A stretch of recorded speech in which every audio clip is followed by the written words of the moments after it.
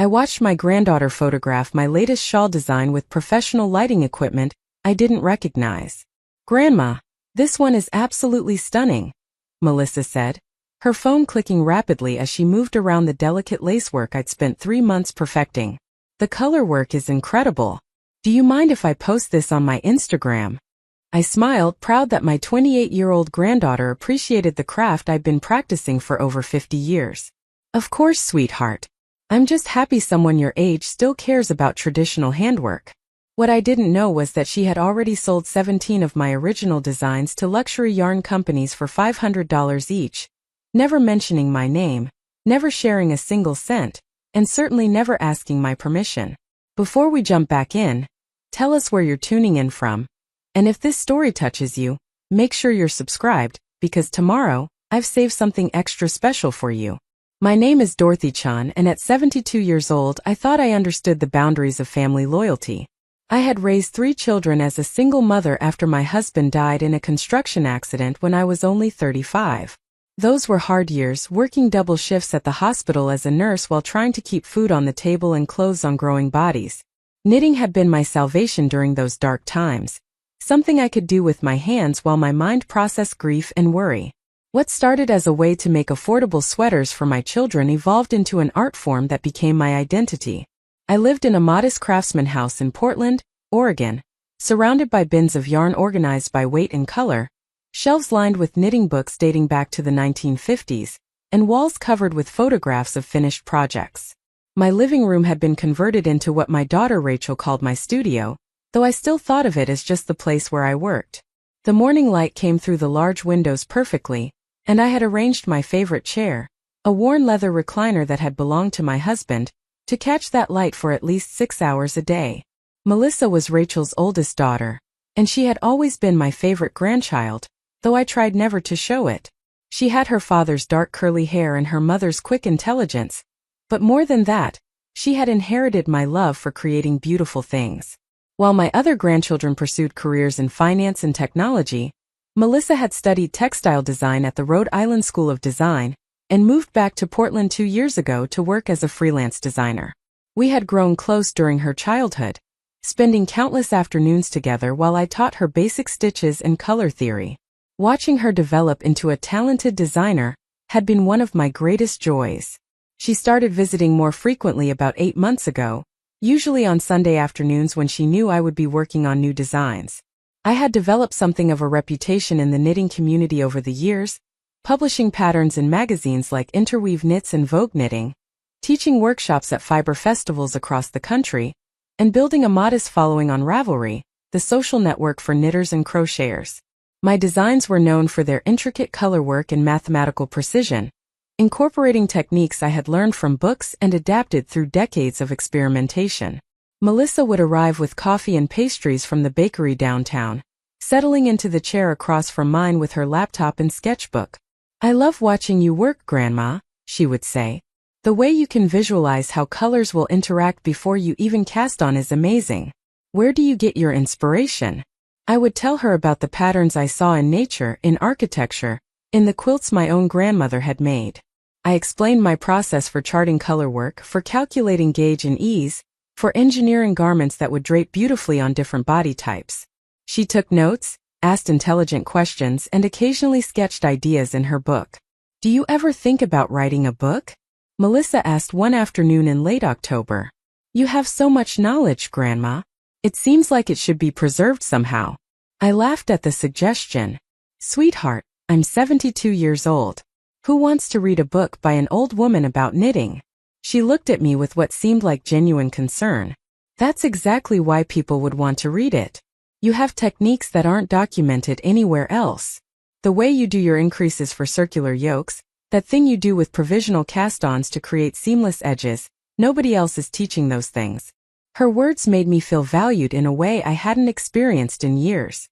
My children loved me, certainly, but they didn't understand my work. Rachel thought knitting was a nice hobby for an elderly woman, something to keep my hands busy and my mind occupied. My son Thomas lived in Seattle and visited twice a year, always commenting on how I should spend less time working and more time enjoying retirement. My youngest, Patricia, had moved to Boston and called every Sunday, But our conversations rarely touched on anything deeper than weather and grandchildren. Melissa seemed different. She understood that my knitting was not a hobby but a calling.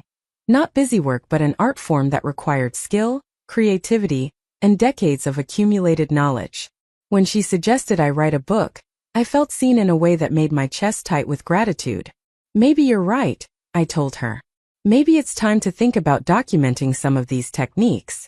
She smiled broadly, that beautiful smile that reminded me so much of her grandfather. I could help you, Grandma. I know about book proposals and publishing. We could work on it together.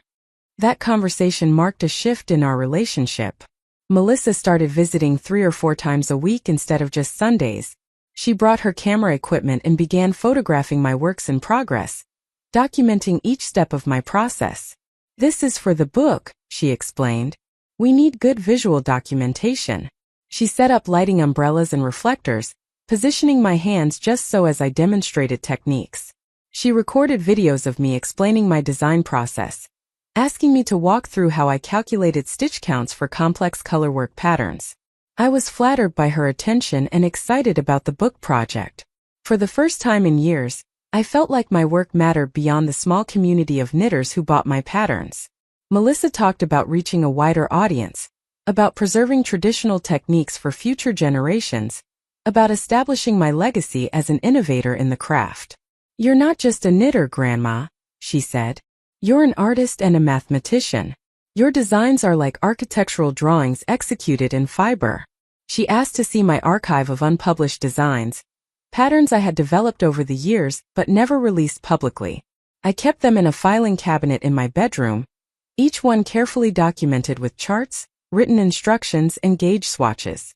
There were probably 200 designs in that cabinet, representing thousands of hours of creative work. Some were experiments that hadn't quite worked out. Others were designs I loved, but hadn't found the right publication opportunity to share them. I showed them to Melissa with pride, explaining the story behind each one. Grandma, these are incredible, she said, carefully examining a particularly complex Fair Isle cardigan design I had developed in the early 2000s. Why haven't you published these? I shrugged. Getting patterns published is competitive, sweetheart. Magazines want specific things for specific seasons. Some of these are too complex for the average knitter, others are too simple to be interesting to editors. I've just been saving them, thinking someday I might self-publish a collection. Melissa took photographs of several designs, saying she wanted to study them to better understand my design process. For the book, she reminded me, I want to be able to explain not just your techniques but your artistic vision. I was touched by her thoroughness and her genuine interest in understanding my work at a deeper level. We talked for hours about color theory, about the mathematical relationships in stitch patterns, about how I had adapted traditional techniques from Scottish, Scandinavian, and Japanese knitting traditions. In November, Melissa asked if she could borrow some of my original samples to photograph in her studio. The lighting there is better, she explained, and I have professional backdrops that will really make the details pop. I hesitated, uncomfortable with letting my work leave my house. These weren't just knitted objects but pieces of my creative soul, each one representing hours of careful work and creative problem solving. But Melissa assured me she would take excellent care of them and return them within a few days. I lent her 3 pieces. A circular yoke sweater with an intricate geometric pattern in 7 colors, a triangular shawl featuring leaves rendered in lace and stranded colorwork, and a pair of heavily cabled socks that demonstrated a technique I had invented for working cables without a cable needle. She returned them a week later, carefully wrapped in tissue paper, with a memory card full of professional photographs. These are for the book proposal, she said. Publishers need to see the quality of your work. The photographs were stunning.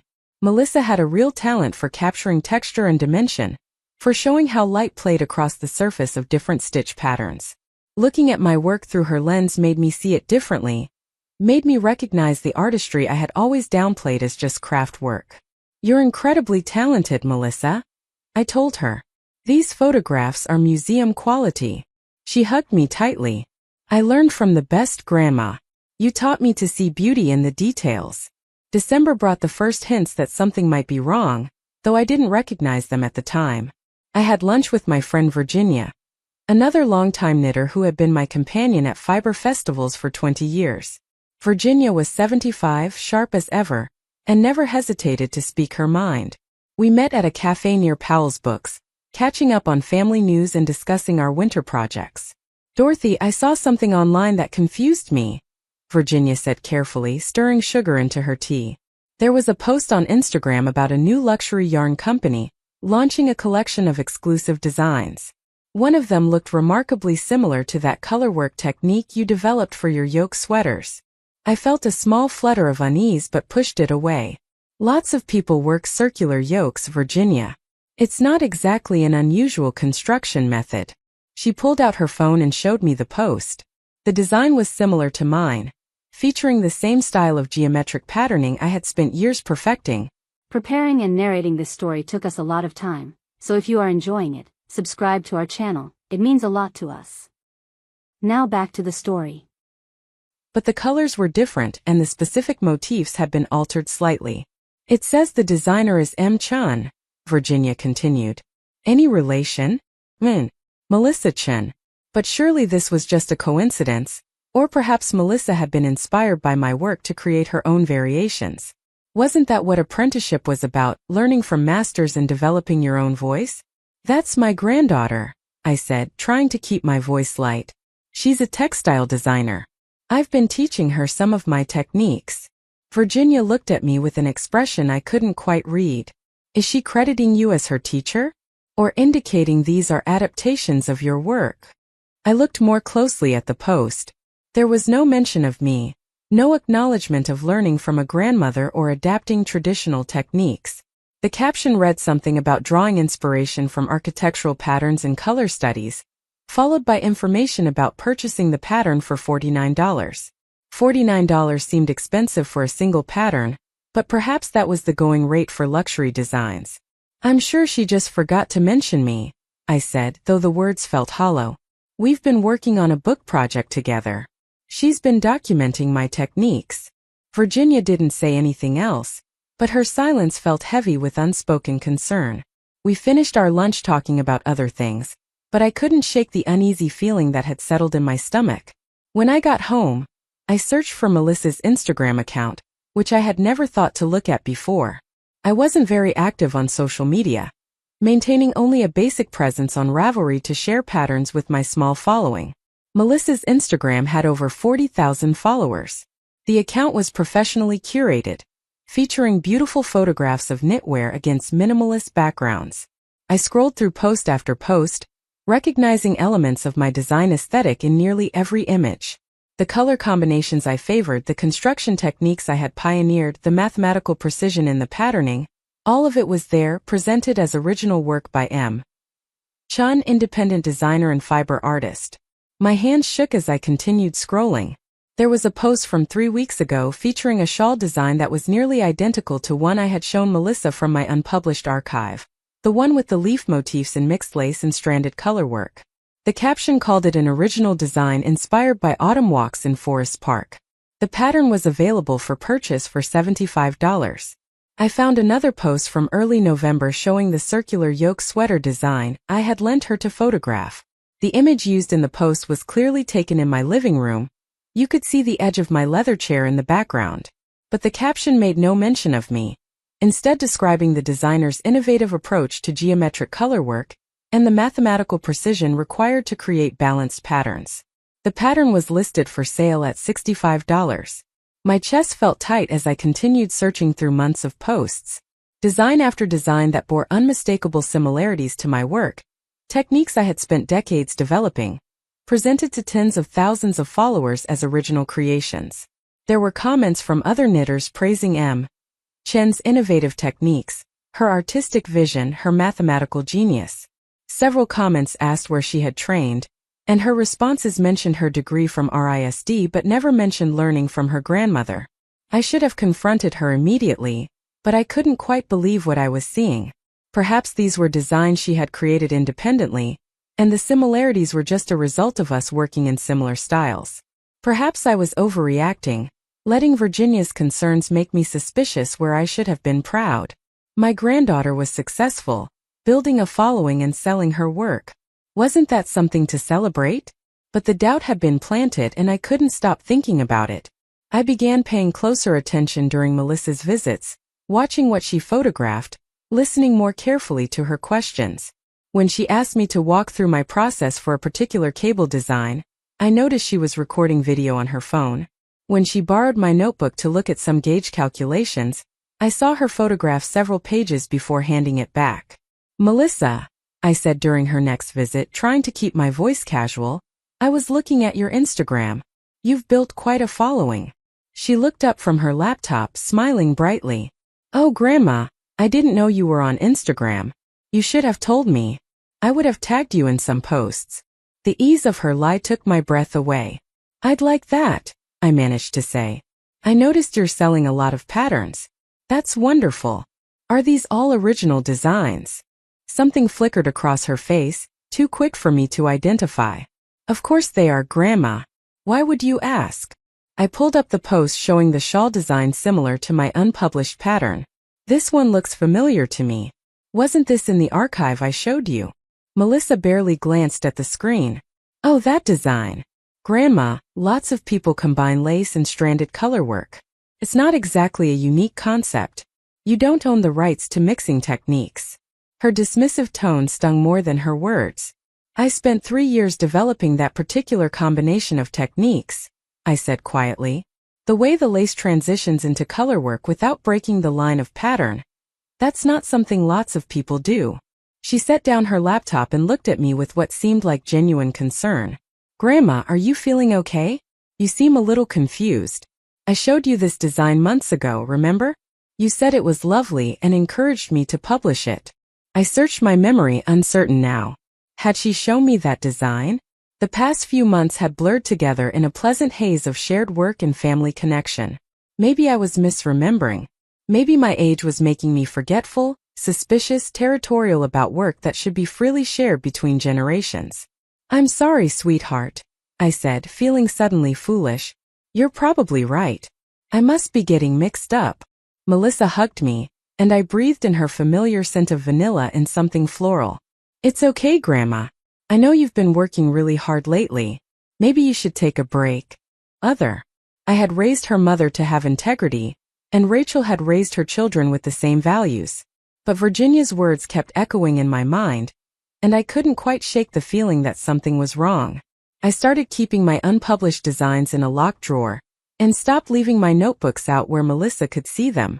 I felt guilty about these precautions, as if I were betraying her trust, but I couldn't help myself. The doubt had taken root, and I needed to know the truth. 2 weeks before Christmas, I attended a local yarn shop's holiday open house, something I did every year to see friends and catch up on industry news. The shop owner, Denise, was a woman in her 50s who had been knitting for 30 years and running the shop for 15. She greeted me warmly, showing me new yarns and asking about my latest projects. "Dorothy, I wanted to ask you about something," she said, pulling me aside into the back room where she kept her office. "I've been seeing patterns online by M. Chan, and some of them look very similar to techniques you've taught in workshops here." My stomach dropped. "What do you mean?" Denise opened her laptop and pulled up several pattern listings on a website I didn't recognize. "Look at this one. That's your provisional cast-on technique, the one you developed for seamless hems. And this one uses your method for short rows and circular knitting. And this cable technique, this is exactly what you taught in your last workshop here." I stared at the screen, seeing my techniques, my innovations, my creative work presented as someone else's original designs. Each pattern was priced between $49 and $75, and according to the site statistics, they had each sold hundreds of copies. "M. Chun is my granddaughter," I said, my voice barely above a whisper. "We've been working together on a book project." Denise's face softened with concern and something that looked like anger. "Dorothy, I don't think you're working on a book together. I think she's been stealing your work and selling it as her own." The words hit me like a physical blow, making everything snap into focus with terrible clarity. The frequent visits, the careful documentation, the borrowed samples, the questions about unpublished designs, all of it had been a systematic theft of my life's work. "There's more," Denise continued gently. "I did some research after I noticed the similarities. M. Chun has sold at least 20 designs through various platforms in the past 6 months. Based on the pricing and sales numbers, she's probably made somewhere between $8,000 and $12,000. $12,000. From my work, my techniques, my creative innovations. While I had been thinking we were collaborating on a book to preserve my legacy, Melissa had been methodically stealing that legacy and profiting from it. I felt physically ill. Does she credit you anywhere? Denise asked. I shook my head. She doesn't even acknowledge learning from a grandmother or studying with an elder. She presents herself as a self-taught designer who developed these techniques through her own experimentation and innovation. Denise reached across her desk and took my hand. Dorothy, I'm so sorry. This is theft, intellectual property theft. You need to protect yourself and your work. I drove home in a daze, barely remembering the route through familiar streets. When I got to my house, I went straight to my filing cabinet and checked the drawer where I kept my unpublished designs. The lock had been forced open, so carefully that I hadn't noticed. I pulled open the drawer with shaking hands. Several of my most complex designs were missing, including a cape design that had taken me 6 months to perfect, a men's sweater featuring an intricate cable pattern I had invented, and a collection of colorwork charts representing years of mathematical calculations and artistic development. I sat on my bedroom floor, surrounded by the scattered remains of my archive, and finally let myself cry. Not just for the stolen designs or the lost income, but for the betrayal itself. Melissa had looked me in the eye, hugged me, called me grandma, and stolen from me without a moment's hesitation. She had used my love for her as a weapon, knowing I would trust her completely, knowing I would share my life's work without suspecting her motives. My phone rang. It was Melissa. Hi, Grandma. I'm planning to come over tomorrow afternoon. Is that okay? I want to talk to you about the book proposal. I think we're almost ready to start reaching out to publishers. The casual confidence in her voice made me want to scream. Instead, I forced my voice to sound normal. Tomorrow is fine, sweetheart. I'll see you then. After I hung up, I sat in silence trying to process what I had learned and decide what to do next. Part of me wanted to believe there was some explanation, some misunderstanding that would make this all make sense. But the evidence was overwhelming. Melissa had systematically stolen my work, and she had done it with premeditation and skill, building trust while planning theft. I thought about calling Rachel, but what would I say? Your daughter stole from me? I couldn't bear to destroy Rachel's relationship with her child, or put her in the position of choosing sides between her mother and her daughter. I thought about calling the police, but what crime had actually been committed? Knitting patterns weren't copyrighted in the same way written work was. The techniques themselves couldn't be owned, only specific instructions and charts. As darkness fell and I remained sitting on my bedroom floor, I realized something important. I didn't just want my designs back or compensation for the theft. I wanted Melissa to understand what she had done, to feel the weight of her betrayal, to face consequences that would prevent her from ever doing this to anyone else. But most of all, I wanted to know why. Why had she chosen theft over honest collaboration? Why had she looked me in the eye and lied? Why had my love been so easy to exploit? Tomorrow, when Melissa arrived talking about book proposals and publishing timelines, I would have to decide whether to confront her or wait, gather more evidence, build a case that couldn't be denied or dismissed. I would have to decide whether to protect my family relationships or protect my work and my integrity. For now, I sat in the darkness of my bedroom, holding the few designs that remained in my cabinet, and tried to figure out how to survive the knowledge that my favorite grandchild had valued my life's work at $500 per design. I didn't sleep that night. Instead, I sat at my kitchen table with a pot of tea and a notebook, methodically documenting everything I could remember about the past 8 months. Every visit from Melissa, every design I had shared, every technique I had demonstrated, every piece I had lent her to photograph. The list grew longer as memories surfaced, moments I had interpreted as loving interest now revealed as calculated theft. Around 3 in the morning, I opened my laptop and began searching for every trace of M. Chun online. Beyond Instagram, I found her selling patterns on Ravelry, on Etsy, on her own website that proclaimed her as an innovative designer combining traditional techniques with modern sensibility. The website featured a biography that mentioned her RISD education, and her passion for fiber arts, but made no reference to learning from family members or studying with master knitters. I clicked through her pattern listings, my stomach churning as I recognized design after design. The provisional cast-on technique I had spent years perfecting was presented as her innovation for creating seamless hems. The short row method I had developed for shaping circular yokes was described as her solution to common construction problems. Even my color theory principles, the mathematical relationships I had worked out through decades of experimentation, were packaged as her artistic vision. Each pattern sold for between $49 and $75. I calculated sales numbers based on the review counts and average purchase patterns. Melissa had made at least $15,000 from my work, possibly more. $15,000 while I lived on a modest nurse's pension and Social Security, carefully budgeting to afford quality yarn and workshop fees. But the money wasn't really the point, or not the main point. What hurt most was seeing my life's work attributed to someone else, watching other knitters praise Melissa's genius and innovation, reading comments from people who wanted to learn from her the techniques I had actually developed. One comment on her website particularly stung. M. Chun is revolutionizing traditional knitting by bringing mathematical precision to folk art techniques. She's creating a new language for colorwork design. That was my language. Those were my innovations. I had spent 50 years learning from traditional sources, experimenting with modifications, working out the mathematics, developing the teaching methods. And Melissa had taken all of it, repackaged it with professional photography and marketing savvy, and presented herself as a revolutionary genius. As dawn broke over Portland, I made a decision. I would not confront Melissa immediately. Instead, I would document everything systematically, build an undeniable case, and then decide how to proceed. If this was going to destroy my relationship with my granddaughter and potentially fracture my family, I needed to be absolutely certain of my facts. I spent the morning taking photographs of every design in my archive, dating each one with the earliest documentation I could find.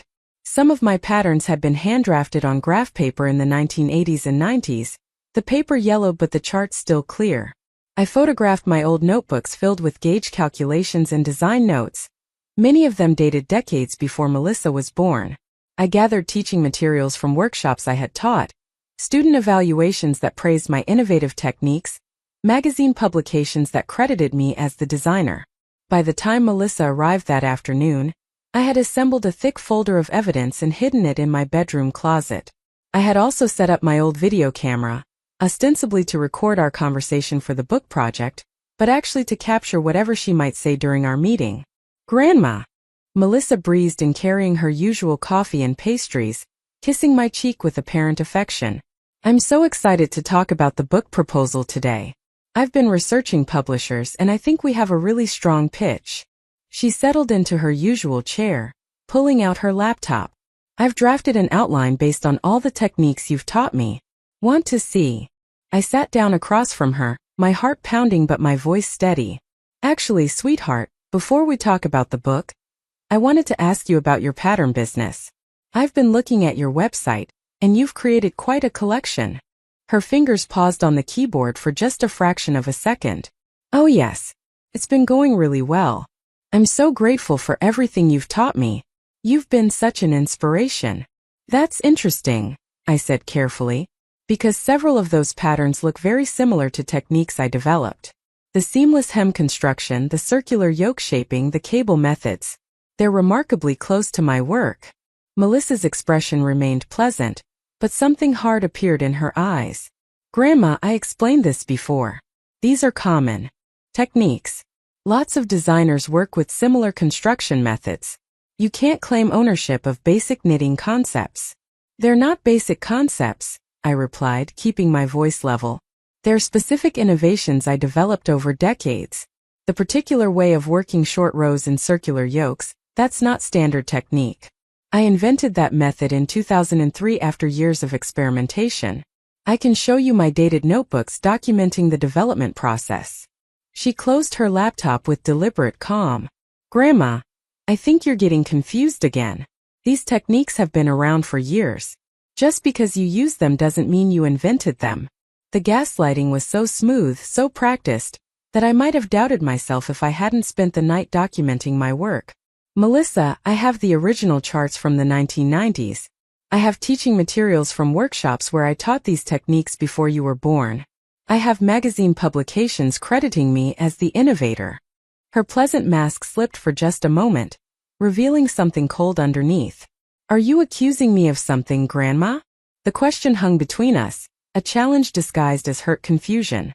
I made a choice in that moment. I would not show all my cards yet.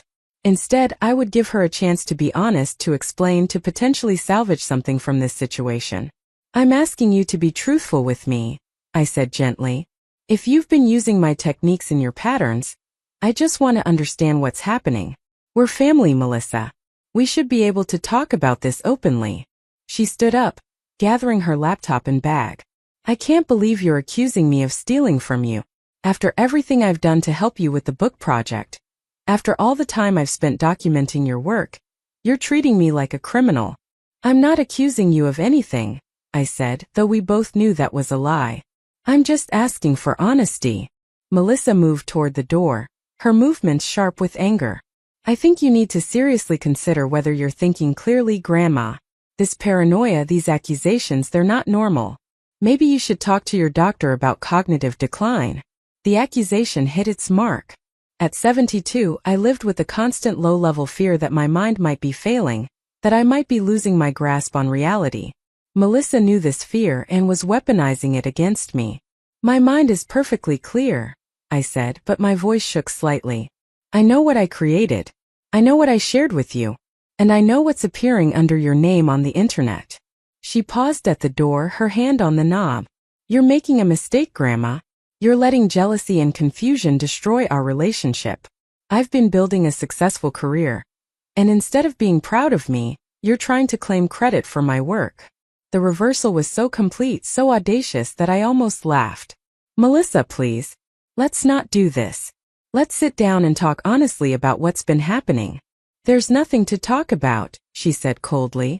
Not until you're ready to apologize for these baseless accusations. She left, closing the door behind her with careful control. I sat in my chair, shaking with adrenaline and grief, watching through the window as she got into her car and drove away. The video camera had captured everything, her initial confidence, the slight tells when I mentioned specific techniques, the way she had tried to make me doubt my own sanity rather than address my concerns. I retrieved the camera and watched the footage, seeing things I had missed in the moment. The micro-expressions when I mentioned my documented evidence, the practiced quality of her hurt confusion, the calculated deployment of the cognitive decline accusation. This wasn't a young woman who had made a mistake or acted impulsively. This was someone who had planned this theft carefully and developed strategies to defend against discovery. My phone rang. It was Rachel, my daughter Melissa's mother. Mom, what's going on? Melissa just called me crying, saying you accused her of stealing your knitting patterns. I closed my eyes, feeling the situation spinning out of my control. Rachel, it's complicated. Can we talk in person? There was a long pause. Mom, Melissa said, you seem confused lately. She's worried about you. She mentioned something about cognitive problems. The betrayal deepened. Melissa hadn't just stolen my work, she was now preemptively poisoning my relationship with my own daughter, laying groundwork to dismiss anything I might say as the delusions of an elderly woman losing her mental capacity. I'm not confused, Rachel. I'm thinking more clearly than I have in months. But I need to show you something, not just tell you about it. Can you come over tomorrow? I have a shift at the clinic tomorrow, but I can stop by Tuesday evening. Rachel's voice carried doubt and concern, though I wasn't sure whether her concern was for me or about me. Mom, if you're having memory problems, we should talk to your doctor. There's no shame in getting help. I don't need medical help, Rachel. I need you to look at evidence with an open mind. After we hung up, I felt the weight of isolation settling over me. Melissa had already shaped the narrative with my own daughter, framing me as an elderly woman whose mind was failing, who was making paranoid accusations about a beloved granddaughter. Any evidence I presented would be filtered through that lens of doubt. I called Virginia, needing to hear a voice that would believe me without question. She answered on the second ring, and I told her everything that had happened. Dorothy, you need to document everything right now today, Virginia said firmly. Take screenshots of every pattern. She's selling. Download everything before she has a chance to remove it or modify it. And you need to talk to a lawyer who specializes in intellectual property. Virginia, these are knitting patterns. I'm not sure copyright law even covers what she's doing. Virginia made an impatient sound. Copyright covers creative works, which absolutely includes knitting patterns. The specific charts, the written instructions, the photographs, all of that is copyrightable. And even if the techniques themselves can't be copyrighted, what she's doing is still fraud. She's claiming credit for work she didn't create, profiting from your innovations, and damaging your professional reputation. Her certainty steadied me. I don't know any intellectual property lawyers. Virginia was quiet for a moment. My nephew is a lawyer in Portland. He doesn't specialize in IP, but he'll know who to refer you to. Let me call him tonight and see if he can meet with you this week. After we hung up, I spent hours taking screenshots of Melissa's patterns, her Instagram posts, her website. I documented prices and estimated sales numbers. I photographed my original designs, my dated notebooks, my teaching materials. I created a timeline showing when I had developed each technique and when Melissa had begun selling patterns using those techniques. The work was tedious and painful, each new piece of evidence a fresh reminder of betrayal. But it was also clarifying. With each screenshot and photograph, I felt my certainty growing. I was not confused. I was not paranoid. I was not experiencing cognitive decline. I was a woman whose trust had been exploited, whose life's work had been stolen, and who was now fighting to reclaim her legacy. Around midnight, I received a text from Thomas, my son. "Mom," Rachel called me. "She's worried about you. Said you're having some kind of conflict with Melissa? What's going on?" I stared at the message, trying to decide how to respond. If I explained in text, would Thomas believe me? Or would he, like Rachel, assume his elderly mother was confused and paranoid? It's complicated. Can we talk by phone tomorrow? I finally replied. His response came quickly. "I'm worried about you, Mom. Rachel said something about cognitive issues. Have you been feeling confused lately?" There it was again, the same narrative Melissa had planted. My children were now primed to interpret everything I said through the lens of potential mental decline. "I'm not confused, Thomas, but I need to show you and Rachel some evidence before we can really talk about this. Can you come down from Seattle this weekend?" "Mom, I have work. If this is a medical emergency, you should see your doctor. If it's a family conflict, maybe you and Melissa just need some space to cool down." The dismissiveness in his words stung. Thomas had always been practical to the point of coldness, dealing with problems by minimizing them or delegating them to others. "Never mind," I typed. "I'll handle it myself." I turned off my phone and returned to my documentation. If my own children weren't going to believe me without proof, I would gather proof so comprehensive it couldn't be dismissed or explained away. I would build a case that would force everyone to see the truth, regardless of how much they wanted to believe Melissa's version of events. Tuesday evening, Rachel arrived at my house with the kind of determined cheerfulness people use when they're worried about an aging parent's mental state. "Hi, Mom. How are you feeling?" She hugged me but held on a little too long, as if checking for signs of frailty or confusion. "I'm fine, honey. Thank you for coming." I led her to my kitchen table where I had spread out my documentation. "I need you to look at something with an open mind." Rachel's eyes widened at the array of papers, photographs, and computer printouts. "Mom, what is all this?"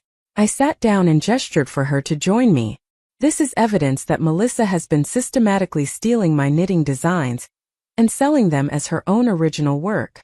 I watched Rachel's face carefully as I walked her through the timeline. Here were my original designs from the 90s, dated and documented. Here were Melissa's patterns using identical techniques. Here were my teaching materials from workshops where I had taught these methods years before Melissa claimed to have invented them. Here were screenshots showing the prices and sales numbers for Melissa's patterns. Rachel listened quietly, occasionally picking up a document to examine it more closely. When I finished my presentation, she sat back in her chair and rubbed her face with both hands. "Mom, I don't know what to say." At least she hadn't immediately dismissed my concerns as confusion or paranoia. "Say you believe me," I replied. "Say you understand that Melissa has stolen from me." Rachel looked at the evidence again, her expression troubled. "I believe these are your original designs." That's clear from the dates and documentation. But Mom, couldn't this just be a misunderstanding? Maybe Melissa learned these techniques from you and forgot where she learned them. Maybe she genuinely thinks she developed them independently. The rationalization made my chest tight. Rachel, I confronted her. She didn't claim it was a misunderstanding. She told me I was confused and paranoid. She suggested I was experiencing cognitive decline. Rachel flinched. She was probably just defensive. Nobody likes being accused of theft. I pulled out my video camera and queued up the footage of my conversation with Melissa. Watch this. Listen to how she responds when I ask her about using my techniques. We watched the video together, Rachel's expression growing more troubled as she saw Melissa's calculated responses, her gaslighting, her accusations about my mental state. When the video ended, Rachel was crying. I can't believe she would do this to you. I can't believe my daughter would steal from her grandmother. The pain in Rachel's voice reflected my own. This wasn't just about stolen patterns or lost income. This was about a fundamental betrayal of family trust, about a young woman who had looked at her grandmother and seen not a person to love but a resource to exploit. What are you going to do? Rachel asked finally. I showed her the folder Virginia had given me, information about intellectual property lawyers, articles about copyright protection for knitting patterns, examples of other cases where designers had successfully sued for pattern theft. I'm going to protect my work and my reputation. I'm going to make sure everyone knows the truth about who created these designs. Rachel wiped her eyes. Mom, if you sue Melissa, it's going to tear the family apart. Thomas will be upset, Patricia will be caught in the middle, and I'll have to choose between supporting you and maintaining a relationship with my daughter. The words hurt because they were true. Legal action would fracture our family in ways that might never heal. But the alternative was accepting the theft, allowing Melissa to continue profiting from my work, and watching my legacy be attributed to someone else. Rachel, I understand this is hard for you, but put yourself in my position. Melissa has stolen 50 years of my creative work. She's making thousands of dollars from my innovations while crediting herself as the genius designer. She's damaged my professional reputation by claiming my techniques as her own. And when I tried to talk to her about it, she tried to convince everyone I'm mentally incompetent. What would you do in my position? Rachel was quiet for a long time. Finally, she said, I would fight. I would do exactly what you're doing. But Mom, please know that whatever happens, I'm on your side. I believe you. I see the evidence. And I'm furious at Melissa for what she's done. Her support felt like oxygen after drowning. I wasn't alone. My daughter believed me. Whatever happened next, I wouldn't be facing it isolated and dismissed as a confused old woman. There's something else, I said, pulling out another folder. I've been researching, and I found that Melissa hasn't just been selling patterns. She's been taking commissions for custom designs, charging $500 per design. And I found emails she accidentally left logged in on my computer during one of her visits. She's been selling my unpublished archive designs as custom work. Rachel's face went pale. $500? How many commissions? I showed her the email evidence, a string of correspondence with luxury yarn companies and high-end knitting publications. Melissa had sold at least 17 designs from my archive as exclusive customs, promising each buyer that they were purchasing original work that would never be reproduced or sold to anyone else. 17 designs at $500 each. That's $8,500 just from the custom work. Combined with her pattern sales, she's probably made over $20,000 from my work in the past 8 months. Rachel looked physically ill. I had no idea. When she told me her design business was taking off, I thought she meant she was creating her own work. I was so proud of her. The devastation in her voice mirrored my own feelings. We had both loved Melissa, believed in her talent, celebrated her success. And all of it had been built on theft and lies. Mom, I think you need to talk to that lawyer Virginia mentioned. Soon. Before Melissa realizes you're building a case and tries to cover her tracks. Rachel was right. I called Virginia's nephew the next morning, and he agreed to meet me that Friday. His name was James Montgomery, and he practiced business law but had connections with intellectual property specialists. When I arrived at his office in downtown Portland, he greeted me warmly and introduced me to his colleague, A woman named Lisa Tran who specialized in creative copyright issues. I spent 2 hours walking them through everything, showing them my documentation, explaining the timeline, playing the video of my confrontation with Melissa. Lisa took detailed notes and asked sharp questions about dates, publication history, and documentation methods. "Mrs. Chun," Lisa said when I finished, "you have an exceptionally strong case. Your documentation is thorough, your timeline is clear, and you have multiple forms of evidence showing that you created these techniques and designs years before your granddaughter claimed them as her own." Relief washed over me. So I can stop her? I can make her acknowledge that she stole from me. Lisa hesitated. "We can certainly send a cease and desist letter demanding that she stop selling patterns using your techniques and designs. We can demand compensation for the money she's made from your work. And if she doesn't comply, we can file a lawsuit for copyright infringement and potentially fraud." "But," I prompted, hearing the unspoken caveat. James leaned forward. "But Mrs. Chun, you need to understand that this will be expensive, time-consuming, and emotionally devastating. Litigation between family members is always painful. And even if you win, which I believe you would, the damage to your family relationships will be significant." I had known this was coming, but hearing it stated so baldly still hurt. "My granddaughter has already damaged our relationship," I said. "She stole from me, lied to me, and tried to make everyone think I'm mentally incompetent. I don't think there's a relationship left to preserve." Lisa nodded sympathetically. "I understand, but I need to make sure you're prepared for what's coming. If we send that cease and desist letter, Melissa will likely hire her own attorney. There will be depositions, document requests, potentially a trial. Your family will be forced to take sides. The media might pick up the story. It will consume your life for months, possibly years. What's the alternative?" I asked, though I already knew the answer. James spread his hands. "The alternative is to approach Melissa privately, show her the evidence, and try to reach a settlement. She could agree to stop selling the patterns, pay you compensation for what she's already made, and publicly acknowledge that the techniques came from you. No lawyers, no lawsuits, no public fighting." I thought about Melissa's cold eyes when I had confronted her, the practiced way she had called me confused and paranoid. She'll never agree to that. She's committed to the lie now. Admitting the truth would destroy her reputation and her business. Lisa nodded. "You're probably right. Which means litigation is likely the only option if you want to protect your work and your legacy." I sat in that office surrounded by lawyers and legal documents and thought about what this would cost me. Money for legal fees, certainly. Time and energy dealing with depositions and court proceedings. Relationships with family members who might choose Melissa's side or who might resent being forced to choose at all. The comfort of believing my granddaughter loved me, which was already gone but whose loss would become public and permanent. Against those costs, I weighed what I would lose if I did nothing. My life's work attributed to someone else. My innovations claimed by a thief. My reputation as a designer overshadowed by my granddaughter's stolen success. The precedent that family members could betray me without consequences. My own self-respect if I allowed this theft to continue unchallenged. "Send the cease and desist letter," I said finally. "I want her to stop selling my work. I want compensation for what she's stolen. And I want public acknowledgement of the truth. If she won't agree to those terms, then we'll file a lawsuit."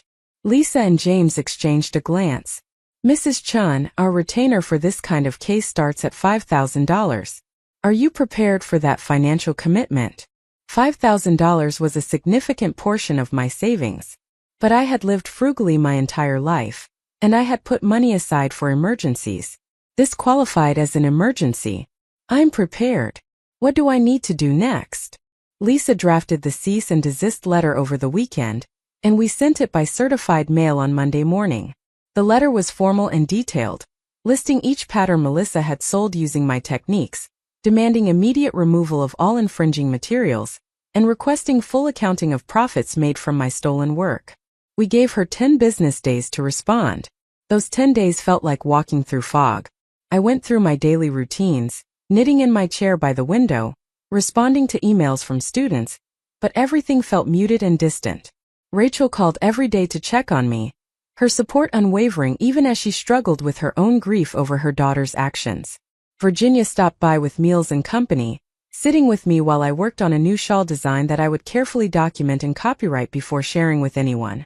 On the 8th day, Lisa called. "Mrs. Chun, we received a response from an attorney representing Melissa Chun. They're rejecting all our claims and threatening to countersue for defamation and harassment." My hands tightened on the phone. "What does that mean?" Lisa's voice was calm but serious. "It means they're going to fight. Melissa's attorney is arguing that the techniques you claim to have invented are actually common knowledge in the knitting community, that any similarities between her work and yours are coincidental, and that your accusations have damaged her business reputation." The audacity of it took my breath away. Common knowledge? I have dated documentation going back 30 years showing how I developed these techniques. Lisa made a sound of agreement. "I know, and we'll present all of that evidence. But this is their opening position. They're trying to intimidate you into backing down. The question is, are you willing to move forward with litigation?" I thought about the little girl Melissa had been, the teenager who spent summers with me learning basic knitting stitches, the young woman who had seemed to genuinely love and respect me. That person was gone, replaced by someone who would lie to lawyers and threaten her own grandmother rather than admit wrongdoing. "File the lawsuit," I said. "I'm not backing down." The lawsuit was filed in early February. Lisa had brought in a partner who specialized in intellectual property litigation, a sharp woman named Rebecca Walsh who had successfully handled several copyright cases involving craft patterns. Rebecca explained that we had a strong case based on my extensive documentation, but that we should expect Melissa's team to fight aggressively on every point. She was right. Over the following weeks, we received motion after motion from Melissa's attorneys, challenging our standing, disputing our evidence, requesting extensions and continuances. Each motion required a response. Each response cost money and time. My retainer was depleted within 6 weeks, and I had to commit another $3,000 to keep the case moving forward. The emotional toll was worse than the financial cost. Thomas called me angry and confused, demanding to know why I was suing his niece over knitting patterns. "Mom, this is ridiculous. Can't you just let it go? You're tearing the family apart over craft projects." His dismissal of my life's work as craft projects hurt more than his anger. "Thomas, she stole 50 years of my creative innovations and made over $20,000 from my work. If someone stole $20,000 from you, would you just let it go?" Patricia, my youngest, tried to stay neutral, but I could hear the strain in her voice during our weekly calls. "Mom, I believe you. But I also think maybe there's a way to resolve this without lawyers and courts. Maybe if you and Melissa sat down with a mediator." I had suggested mediation to Lisa, who had reached out to Melissa's attorneys about it. They rejected the idea, confident they could win in court or at least make the litigation so expensive that I would give up. The worst moment came in March when I attended a regional fiber festival, where I had been scheduled to teach a workshop. As I set up my materials, I noticed several attendees whispering and looking at me. One woman approached hesitantly. "Excuse me, are you Dorothy Chen? The one who's suing M. Chen?" Word had spread through the knitting community, fed by posts Melissa had made on social media portraying herself as a young designer being bullied by a bitter elderly relative who couldn't accept her success. "I'm Dorothy Chen," I said carefully. "And yes, I've filed a lawsuit to protect my intellectual property." The woman's expression was sympathetic but uncertain. "I've bought several of M. Chen's patterns. They're really beautiful. It's hard to believe she would steal them from her own grandmother." The implication was clear. She didn't believe me. Or more accurately, she didn't want to believe me because she admired Melissa's work and had invested money in her patterns. I taught my workshop that day to a smaller group than expected, several people having apparently withdrawn when they learned about the lawsuit. Those who attended were polite but distant, treating me with the careful courtesy people reserve for elderly relatives they suspect might be difficult or delusional. It was humiliating and exhausting, and I went home feeling more isolated than I had since my husband died. But I also felt a quiet determination hardening inside me. Melissa had counted on me being too old, too tired, too concerned about family harmony to fight back. She had assumed I would accept her theft rather than risk public confrontation. She was learning that she had miscalculated badly. The discovery phase of litigation began in April, and it was brutal. Melissa's attorneys demanded access to all my personal files, notebooks, and correspondence going back decades. They requested copies of every pattern I had ever published, every workshop I had taught, every email I had sent discussing knitting techniques. Rebecca assured me this was standard practice, an attempt to find any inconsistency or weakness in my documentation. We conducted depositions, formal interviews under oath where attorneys asked questions designed to trap or confuse. Melissa's deposition was particularly difficult. I watched via video conference as she sat in a conference room, dressed professionally and speaking with calm confidence. She testified that she had developed all her techniques independently through her own research and experimentation, that any similarities to my work were coincidental, and that she had never stolen anything from anyone. "Miss Chun," Rebecca asked during the deposition, "did your grandmother share her unpublished design archive with you?" Melissa barely hesitated. "She showed me some old patterns, yes, but they were rough drafts, incomplete ideas. Nothing like the finished designs I've published." The lie was smooth and complete. I watched her speak and wondered if she believed her own fabrications, or if she simply didn't care about truth.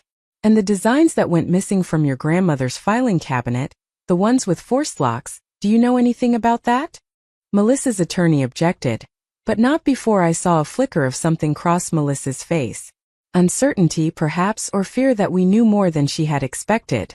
"I don't know what you're referring to," Melissa said finally. "My grandmother's filing system was always chaotic. She probably misplaced things and forgot about it." There it was again, the suggestion that I was forgetful, confused, unable to keep track of my own work. It was a deliberate strategy, planting seeds of doubt about my mental competence that could later be harvested during trial. My own deposition was less dramatic but no less exhausting. Melissa's attorneys spent hours asking about dates and details, trying to find gaps in my memory or inconsistencies in my timeline. They questioned my mental acuity, asking repeatedly if I was sure about dates from years ago, if I might be misremembering, if my age affected my ability to recall events accurately. Rebecca had prepared me for these tactics, but experiencing them was still difficult.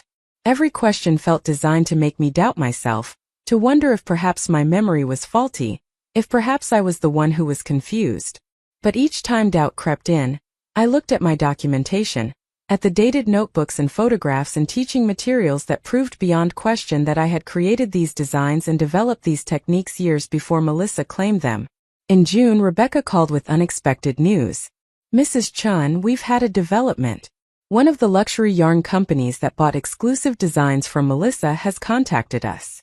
They discovered that the design they purchased for $500 was nearly identical to a pattern you published in a knitting magazine 15 years ago.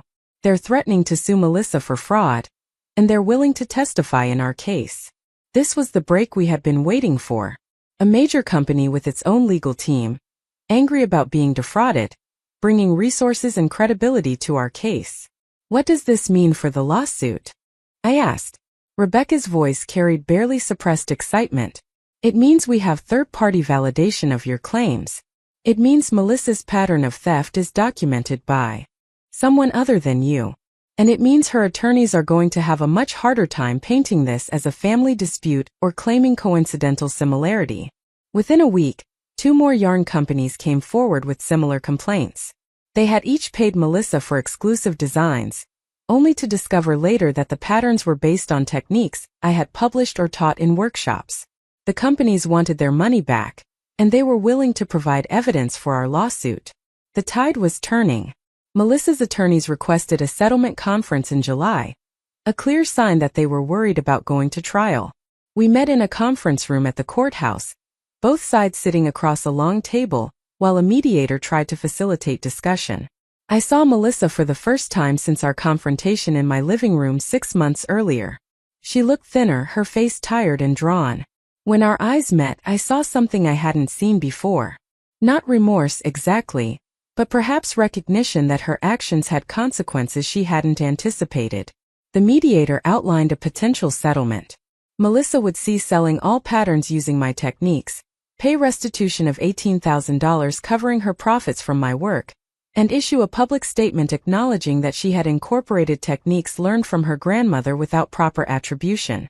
Melissa's attorney immediately objected. My client admits no wrongdoing. Any statement would simply acknowledge that she learned some basic techniques from her grandmother, as many designers learn from family members. Rebecca shook her head firmly. That's not acceptable. Mrs. Chun doesn't want a vague acknowledgement. She wants truth. Your client didn't just learn basic techniques. She systematically stole proprietary methods and original designs, sold them as her own innovations, and made thousands of dollars from that theft. The mediation lasted 4 hours and ended without agreement. Melissa's side wouldn't accept full responsibility, and I wouldn't accept anything less than complete acknowledgement of the truth. As we prepared to leave, Melissa approached me in the hallway outside the conference room. "Grandma," she said quietly, and I heard tears in her voice. "Can we please just talk? Just the two of us, without lawyers."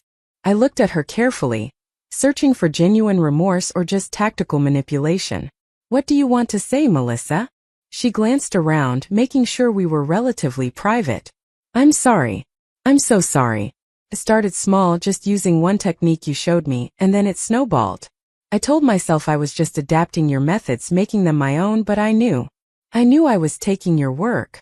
The admission should have felt like victory, but it just felt sad. "Why?" I asked.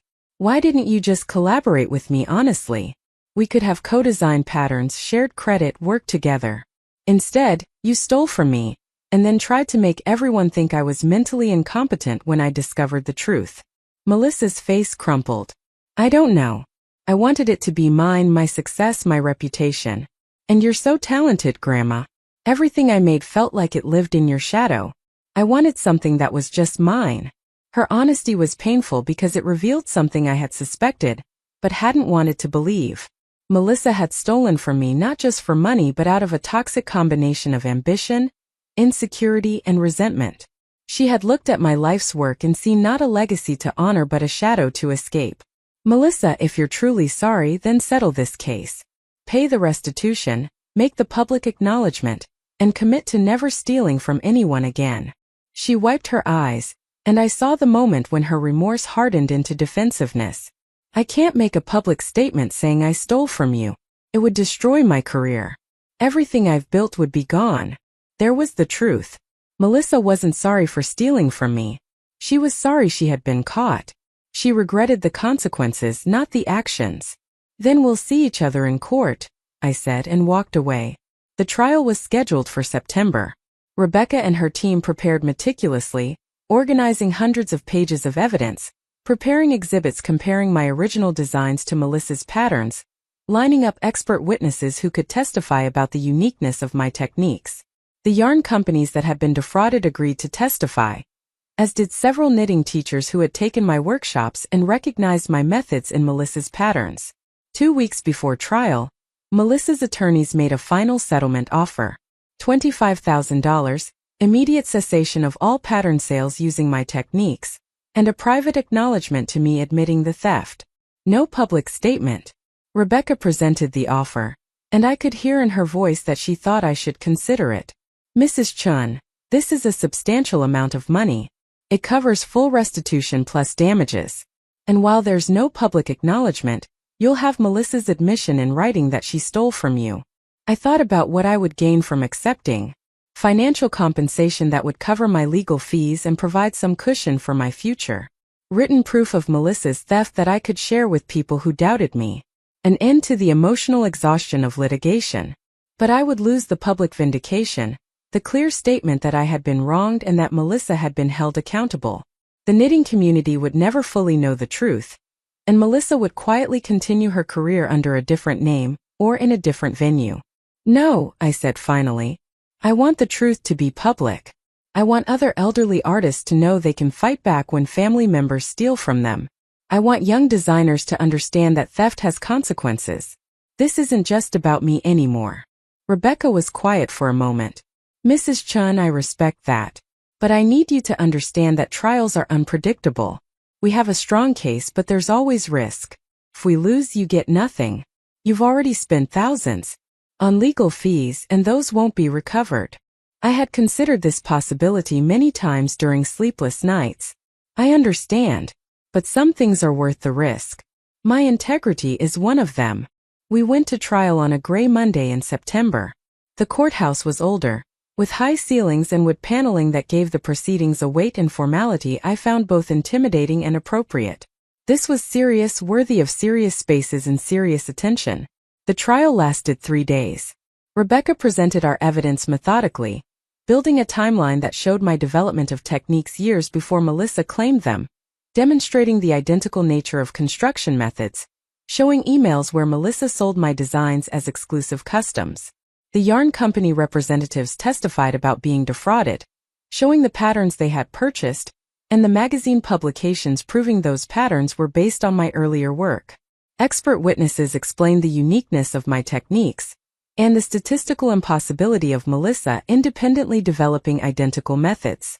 Melissa's defense rested on arguing that knitting techniques couldn't be owned, that any similarities were coincidental, and that I was a bitter elderly woman unable to accept my granddaughter's success. They called their own experts who testified about common construction methods and the difficulty of proving originality in craft work. They suggested that my memory might be faulty, that I might be conflating my own work with things I had learned from other sources and forgotten. On the third day I testified.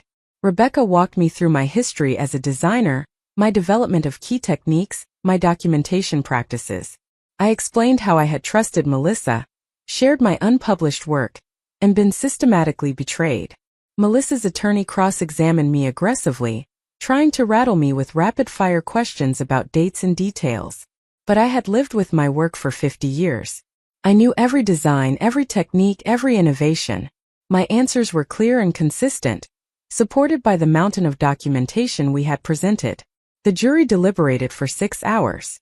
When they returned, the forewoman read the verdict in a steady voice. In the matter of Dorothy Chan versus Melissa Chan, we find in favor of the plaintiff on all counts.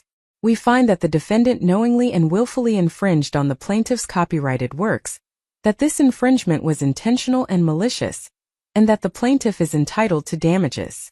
The amount awarded was $32,000, covering both actual damages and punitive damages, meant to punish Melissa's deliberate theft. The judge also ordered Melissa to remove all infringing patterns from sale, to issue a public statement acknowledging the theft, and to pay my legal fees. I sat in that courtroom, listening to the verdict, and felt something uncurl in my chest that had been tightly wound for almost a year. Vindication. Not just the financial compensation or the legal victory, but the public acknowledgement that I had been wronged, that my work had value, that my life's creative output mattered. Melissa sat at the defense table, her face blank with shock. As people began leaving the courtroom, she turned to look at me one final time. I met her eyes and saw not the granddaughter I had loved, but a stranger who had taught me painful lessons about trust and betrayal. Outside the courthouse, Rebecca hugged me with professional warmth. "You did it, Mrs. Chan. You stood up for yourself and your work, and you won." I nodded, feeling exhausted and empty, and somehow lighter than I had felt in months. "Thank you for believing in me." The public statement Melissa issued was brief and legalistic, acknowledging that she had incorporated techniques developed by her grandmother without proper attribution and apologizing for any confusion this may have caused. It wasn't the full admission I had hoped for, but it was public and permanent, a record that anyone searching her name would find. The knitting community's reaction was mixed. Some people supported me, praising my courage in protecting my work. Others felt uncomfortable with the family conflict becoming public, suggesting I should have handled it privately. Several online discussions debated whether techniques could truly be owned and whether I was being overly protective of common knowledge. But underneath all the debate was a new awareness. Designers began documenting their work more carefully, copyrighting their patterns, being explicit about attribution when they learned from others. I used some of the settlement money to establish a small grant program for elderly fiber artists, helping them document and protect their creative work. The rest went into my savings, a cushion for future expenses and security against uncertainty. But the real gift wasn't the money. It was the restoration of my sense of self as someone whose work mattered, whose innovations had value, whose creative voice deserved protection. Rachel and I grew closer through the ordeal, our relationship strengthened by her unwavering support. She had chosen to believe me when it would have been easier to side with her daughter, and I would never forget that loyalty. Thomas eventually came around after reading the trial transcripts, apologizing for dismissing my concerns as overreaction. Patricia sent flowers and a card saying she was proud of me for fighting back. I never spoke to Melissa again. She moved to California shortly after the trial, reinventing herself in a different craft community under a different name. Sometimes I wondered if she understood what she had lost, if she recognized that stealing from me had cost her not just money but family, trust, and integrity. But mostly I tried not to think about her at all. 2 years after the trial, I published a book about advanced knitting techniques, properly copyrighted and thoroughly documented. The book included my most innovative methods, explained with clear instructions and detailed photographs. It sold well within the knitting community and established my reputation beyond the small circle of people who had known my work. Several reviewers mentioned the lawsuit, framing me as a pioneer who had stood up for creative rights in the craft world. I still knit every day, sitting in my leather chair by the window, creating patterns that challenge and delight me. But now I copyright everything, document everything, share carefully and only with people who have proven themselves trustworthy. The innocence of my earlier generosity is gone, replaced by wisdom purchased at great cost. Some might say this makes me cynical or bitter, but I prefer to think of it as being properly cautious, protecting the work I love from those who would exploit trust for profit. On quiet mornings, I sometimes think about the coffee Melissa used to bring, the pastries and pleasant conversations that had masked systematic theft. I think about how easily I had been fooled, how completely I had trusted someone whose love turned out to be conditional on my continued usefulness. These thoughts still hurt, but they no longer consume me.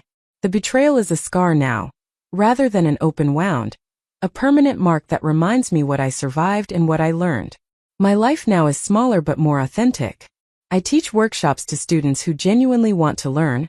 I share techniques with designers who properly credit their sources. I collaborate with yarn companies that respect intellectual property. I have built a new community based on mutual respect, rather than assumed family loyalty, and I find it more satisfying than I expected. The legal victory was important, necessary even, but the real triumph was reclaiming my voice, my work, and my sense of worth.